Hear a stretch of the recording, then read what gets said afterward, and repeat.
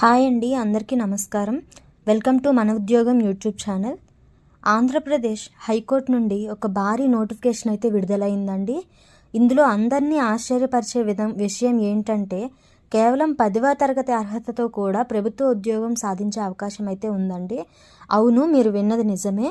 ఈ వీడియోలో syllabus, exam pattern మరియు ఏ పోస్ట్కు ఏ అర్హత ఉండాలో క్లియర్గా తెలుసుకుందాం. ఏపీ క్యాలెండర్ రిలీజ్ అయింది అన్న విషయం అయితే మనకి తెలుసండి.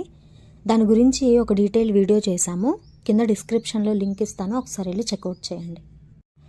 హైకోర్ట్ ఆఫ్ ఆంధ్రప్రదేశ్ అమరావతి నుంచి అయితే నోటిఫికేషన్ రిలీజ్ అయిందండి.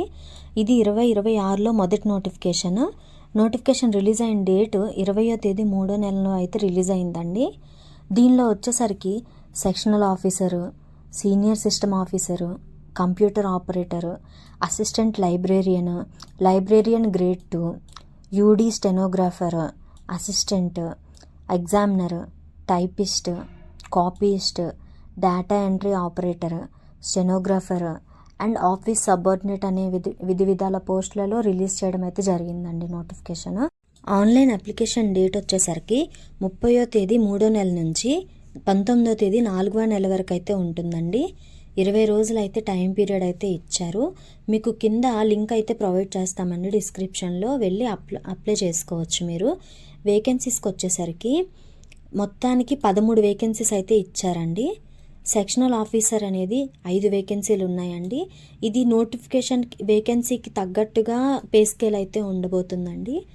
సెక్షనల్ ఆఫీసర్కి వచ్చేసరికి 57,000 నుంచి 1,47,000 వరకు అయితే శాలరీ వచ్చే ఛాన్స్ ఉందండి.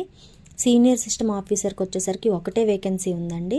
దానికి 44,000 నుంచి 1,27,000 వరకు అయితే వచ్చే ఛాన్స్ ఉందండి.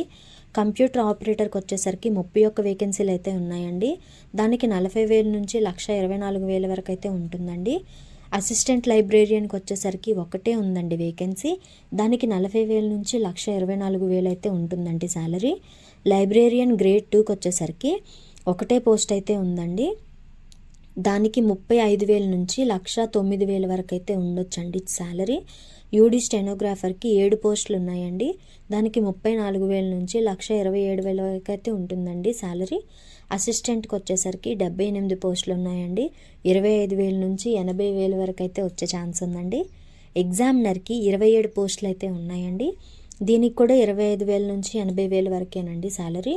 టైపిస్ట్కి కూడా సేమ్ అండి శాలరీ. వేకెన్సీస్ 44 ఉన్నాయండి. కాపీయిస్ట్కి 34 వేకెన్సీలు అండి. శాలరీ దీనికి కూడా సేమ్. డేటా ఎంట్రీ ఆపరేటర్కి వచ్చేసరికి 50 పోస్టులు ఉన్నాయండి. శాలరీ దీనికి కూడా సేమ్ అండి. స్టెనోగ్రాఫర్కి వచ్చేసరికి ఒక్కటే పోస్ట్ ఉందండి. దానికి శాలరీస్ దానికి కూడా సేమే అండి. ఆఫీస్ సబార్డినేట్కి వచ్చేసరికి 20 పోస్టులు ఉన్నాయండి. దానికి శాలరీ 20,000 నుంచి 60,000 వరకు ఉంటుందండి. మొత్తంగా 300 పోస్టులు అయితే రిలీజ్ చేశారండి. కేటగిరీ వైజ్ వచ్చేసరికి అండి, ఓసీకి 121 పోస్టులు అయితే ఉన్నాయండి. ఈడబ్ల్యూఎస్కి 33 పోస్టులు అయితే ఉన్నాయండి. ఓబీసీలో ఏబిసిడీలకి బీసీఏకి 24, బీసీబీకి 26, బీసీసీకి 3, బీసీడీకి 19, బీసీఈకి 12 పోస్టులు అయితే ఉన్నాయండి. ఎస్సీ ఎస్టీ వాళ్ళకి వచ్చేసరికి SC1లో 4, SC2లో 20, SC3లో 20 ఉన్నాయండి. ఎస్టీ వాళ్ళకి వచ్చేసరికి 18 పోస్టులు అయితే ఉన్నాయండి. మొత్తంగా 300 పోస్టులు అయితే ఉన్నాయండి. అదే పీడబ్ల్యూడి విషయంకి వచ్చేసరికి మొత్తం 13 పోస్టులు అయితే ఉన్నాయండి. దానిలో ఉమెన్స్కి 33.13% రిజర్వేషన్ అయితే ఉందండి. ఎడ్యుకేషనల్ క్వాలిఫికేషన్స్కి వచ్చేసరికి సెక్షనల్ ఆఫీసర్కి డిగ్రీ ఇన్ లా ఉంటే సరిపోతుందండి. సీనియర్ సిస్టమ్ ఆఫీసర్కి బీటెక్, ఎంఎస్సి ఏదున్నా ఓకే అండి. కంప్యూటర్ ఆపరేటర్కి వచ్చేసరికి కంప్యూటర్ సైన్స్ అనేది చేసి ఉండాలి. టైపింగ్ స్కిల్స్ అనేది వచ్చి ఉండాలండి. అసిస్టెంట్ లైబ్రేరియన్కి వచ్చేసరికి కంప్యూటర్ సైన్స్లో డిగ్రీ చేసి ఉండాలి. టైపింగ్ స్కిల్స్ వచ్చి ఉండాలి. లాలో డిగ్రీ చేసి ఉండాలి. లైబ్రేరియన్ గ్రేడ్ 2కి వచ్చేసరికి ఆర్ట్స్, సైన్స్, కామర్స్లో లాలో డిగ్రీ అయినా చేస్తున్న వాళ్ళు కూడా ఎలిజిబుల్ అండి. యూడీ స్టెనోగ్రాఫర్కి, అసిస్టెంట్కి, ఎగ్జామినర్కి బేసిక్ డిగ్రీ ఉంటే చాలండి, వాళ్ళు ఎలిజిబుల్. టైపిస్ట్కి వచ్చేసరికి డిగ్రీ ఉంటే చాలండి, టైపింగ్ అనేది వచ్చి ఉండాలి. కాపీయిస్ట్కి కూడా డిగ్రీ ఉంటే చాలండి, టైపింగ్ స్కిల్స్ అనేది వచ్చి ఉండాలి. డేటా ఎంట్రీ ఆపరేటర్కి వచ్చేసరికి డిగ్రీ విత్ కంప్యూటర్ సైన్స్ అనేది ఉండాలండి, టైపింగ్ వచ్చి ఉండాలి. స్టెనోగ్రాఫర్కి వచ్చేసరికి డిగ్రీ చూస్తే చాలండి, టైపింగ్ స్కిల్స్ కూడా వచ్చి ఉండాలి. ఆఫీస్ సబార్డినేట్కి వచ్చేసరికి ఎవరైతే 7th class 10th class pass అవుతారో వాళ్ళు మాత్రమే ఎలిజిబుల్ అండి. ఇంటర్మీడియట్ పాస్ అయిన వాళ్ళు, డిగ్రీ ఉన్న వాళ్ళు ఎలిజిబుల్ అయితే కాదండి దీనికి, ఈ పోస్ట్కి. ఏజ్ లిమిట్ వచ్చేసరికి 18 నుంచి 42 సంవత్సరాలు ఉన్న వాళ్ళు ఎవరన్నా ఈ జాబ్స్కి అప్లై చేసుకోవచ్చండి. 5 years అనేది ఎస్సీ, ఎస్టీ, బీసీ, ఈడబ్ల్యూఎస్ క్యాండిడేట్స్కి అయితే రిలాక్సేషన్ ఉంటుందండి.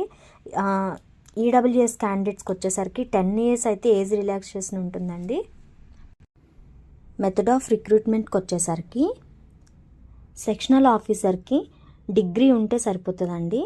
దానిలో లాలో డిగ్రీ ఉండాలి. దానికి సిలబస్ వచ్చేసరికి జనరల్ నాలెడ్జ్ అనేది 20 మార్కులు, మెంటల్ ఎబిలిటీ అనేది 10 మార్కులు, సివిల్ అనేది లాలో సివిల్, క్రిమినల్కి వచ్చేసరికి 50 మార్కులు ఉంటాయండి. రిమైనింగ్ పోస్టులు senior system officer, computer operator, assistant, librarian grade 2, stenographer, assistant examiner, typist, copyist, stenographer, వీళ్ళకు కూడా స్టాండర్డ్ అనేది డిగ్రీ ఉంటే ఎలిజిబుల్ అండి. సిలబస్ వచ్చేసరికి జనరల్ నాలెడ్జ్ అనేది 40 మార్క్స్, మెంటల్ ఎబిలిటీ అనేది 40 మార్క్స్ ఉంటాయండి. ఆఫీస్ సబార్డినేట్కి వచ్చేసరికి 10th క్లాస్ పాస్ అయితే చాలండి. ఎటువంటి ఇంకా వేరే ఏది పాస్ అయిన వాళ్ళు కూడా దానికి ఎలిజిబుల్ కాదండి. దానికి సిలబస్ వచ్చేసరికి జనరల్ నాలెడ్జ్ 50 మార్కులు, మెంటల్ ఎబిలిటీ 30 మార్కులు అండి. సిలబస్ విషయానికి వస్తే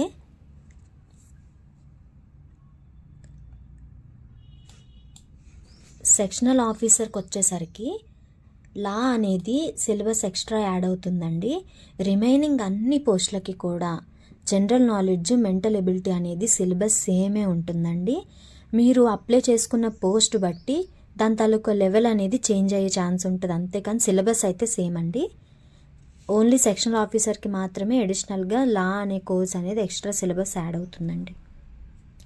జనరల్ నాలెడ్జ్ విషయానికి వస్తే national, international affairs, Indian history, geography మరియు పాలిటీ అనేవి ఉన్నాయండి. మెంటల్ ఎబిలిటీ విషయానికి వస్తే sitting arrangement, coding, decoding, blood relations, directions ఇవన్నీ సిలబస్లో అయితే ఉన్నాయండి. లాకి వచ్చేసరికి సెక్షనల్ ఆఫీసర్ పోస్టుకు కూడా సిలబస్లో చేర్చారండి. ఇది అభ్యర్థులు గమనించాలి. తక్కువ డేస్లో సిలబస్ ఎలా కంప్లీట్ చేయాలి అనేది మీకు కావాలి అని అనుకుంటే జనరల్ నాలెడ్జ్, మెంటల్ ఎబిలిటీకి సంబంధించి మాకు చెప్పండి కింద కామెంట్ సెక్షన్లో. మేమైతే దానికోసం మీకు వీడియో చేసి పెడతాము, ఎలా తక్కువ డేస్లో సిలబస్ మొత్తం కంప్లీట్ చేయాలి అనేది. మీకు కనుక మా వీడియో నచ్చితే లైక్ చేయండి, మీ ఫ్రెండ్స్కి షేర్ చేయండి. ఏదైనా మీకు డౌట్ ఉంటే కామెంట్ సెక్షన్లో తెలపండి.